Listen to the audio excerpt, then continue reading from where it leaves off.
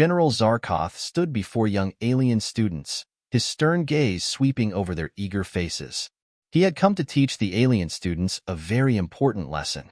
The lecture hall, vast and dimly lit, was filled with a sense of anticipation. Zarkoth, a towering figure of authority and experience, had witnessed more battles than most could imagine. Today, he was to recount a war that had forever altered his perception of combat. The war against humanity, Zarkoth began, his voice resonating with a gravity that commanded attention. A conflict unlike any other we had faced. We were a coalition of the galaxy's most advanced species, each one possessing technology and military prowess that had crushed countless civilizations before. And yet, we underestimated the one thing we should have feared the most: humanity. The students leaned in, captivated by the tale of a war that had become legendary in military circles. Zarkoth's memory drifted back to those early days, when confidence had blinded their judgment. We believed humanity was a fractured, primitive race, Zarkoth continued. They seemed divided by politics, weakened by internal strife, and technologically inferior. We saw them as a mere obstacle, one that would crumble under the might of our coalition. The invasion of the Sol system was meant to be swift and decisive. Zarkoth's eyes narrowed as he recalled the initial assault. The coalition's fleet had descended upon Earth with overwhelming force, confident that the planet would fall within days. Yet, as the first waves of attacks commenced, the humans responded with a unity and ferocity that none had anticipated. Our fleet was met with resistance far beyond what we had prepared for, Zarkoth said, a hint of admiration in his voice. Earth's defenses were not just a collection of desperate measures. They were a coordinated, well-planned response that defied our expectations. The humans, despite their apparent weaknesses, adapted to our strategies with alarming speed. The general paused, letting the weight of his words sink in. The students were silent, their eyes fixed on Zarkoth as he recounted the moment that marked the first turning point in the war. There was a battle, Zarkoth said, his voice growing somber, one that should have been an easy victory for us. We outnumbered the human forces 3-1. Our technology was superior, our soldiers more experienced, and yet, the humans held their ground. They fought with a determination that bordered on madness, refusing to retreat, refusing to surrender. He remembered the scene vividly. The humans, battered and bloodied, still standing firm against the onslaught. Their defenses were crumbling, their resources dwindling, but their spirit remained unbroken. It was then that I began to realize, Zarkoth admitted, that we were not just fighting soldiers. We were fighting an idea, a belief that their home was worth defending at any cost. The humans were not merely defending territory. They were defending their very existence. The general's tone shifted, becoming more reflective. We underestimated their unity, their resolve. Nations that had once been at odds with each other came together, forming a global alliance that was greater than the sum of its parts. They set aside their differences, pooling their resources, and fighting as one. This was something we had not foreseen, a mistake that would cost us dearly. Zarkoth looked out at the students, his expression stern. This was only the beginning, he said, his voice low and deliberate. Remember this well. Never underestimate the power of a united enemy. It is a force far greater than any weapon, any strategy. General Zarkoth resumed his lecture, the weight of the students' attention pressing upon him. As he continued, the atmosphere in the hall grew tense, the students hanging on his every word. Despite our initial miscalculations, the coalition was determined to crush humanity, Zarkoth began, his voice steady. We escalated the war, deploying greater forces and more advanced technology, convinced that we could break their resistance. But what we encountered was far beyond our worst projections. The general's mind drifted back to the days when the war intensified. The coalition's fleets spread across Earth's skies, their presence casting a shadow over the planet. Yet, despite the overwhelming odds, humanity refused to break. Humanity's strategy was unconventional, to say the least, Zarkoth continued. They employed guerrilla tactics, using their intimate knowledge of Earth's terrain to outmaneuver our forces. No battle was straightforward. They struck where we were weakest, then vanished before we could retaliate. It was as if they had no fear of us, despite our superior firepower. Zarkoth's tone shifted, becoming more reflective. What struck me most was their spirit. Time and again, we would corner human units, certain of their defeat. Yet, even when outgunned and surrounded, they refused to surrender. Instead, they fought back with an intensity that left us reeling.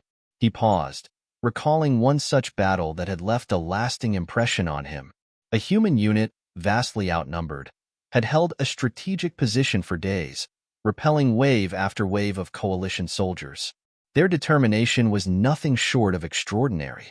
I remember watching in disbelief as these humans, facing certain death, continued to hold their ground, Zarkoth said, his voice tinged with admiration.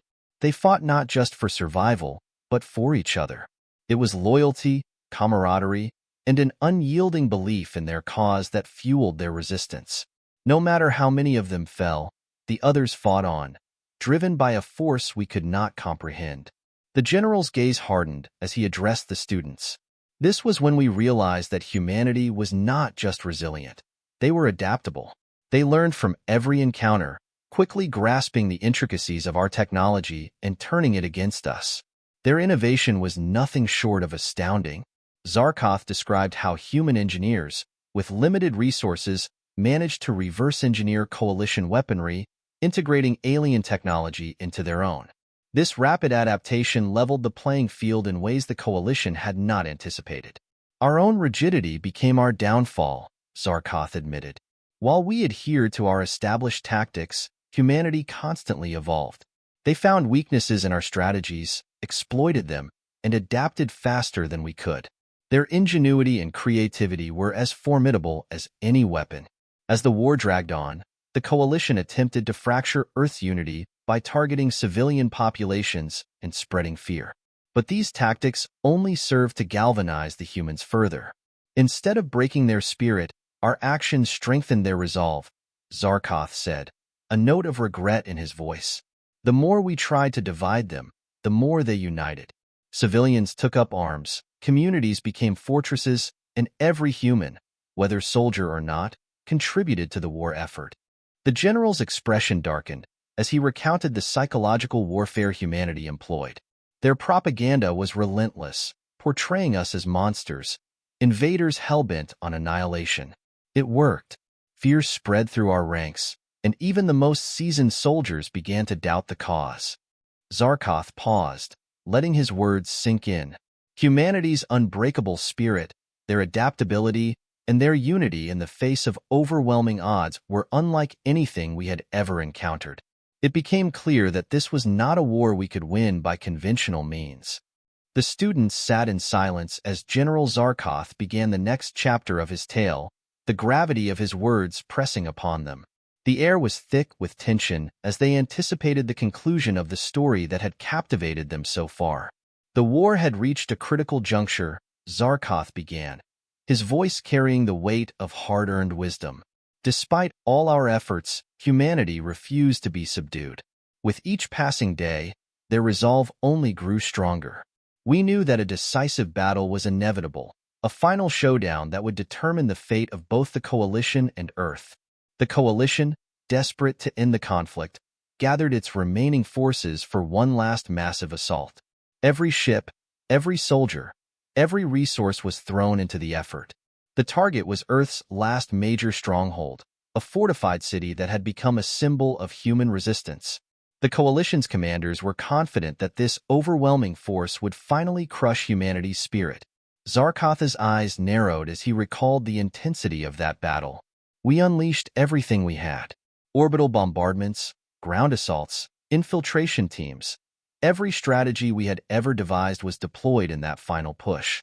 And yet, the humans did not falter. Their defenses, though battered and broken, held firm.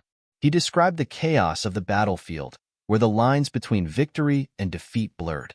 Coalition forces poured into the city, clashing with human soldiers who fought with a desperation that bordered on madness. Yet, amidst the chaos, there was a method to the madness. Human commanders, aware of their disadvantages, had devised a daring counteroffensive. They knew the city was their last stand, Zarkoth said. Instead of defending every inch, they focused their efforts on a single, concentrated strike.